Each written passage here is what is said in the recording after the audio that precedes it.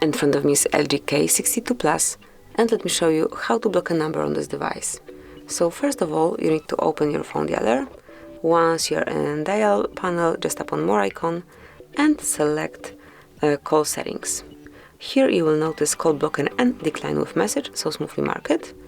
And if you'd like to block, for example, all private numbers, just mark it here and you will not receive any messages or calls from private numbers. You can also filter them by digit. Just click here and you can add some digits. So for example, it can be some prefix.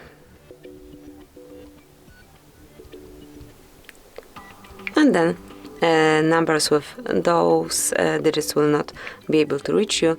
Then if you click on block numbers, you can smoothly manually add some number, so you can either choose from contacts, call logs or new number. Just like this, it's super easy. Just tap on block and that's it. Then whenever you would like to remove some number from your blacklist, tap on bin icon and remove it. And this is it, that would be all. Thank you for watching. Please subscribe our channel and leave the thumbs up.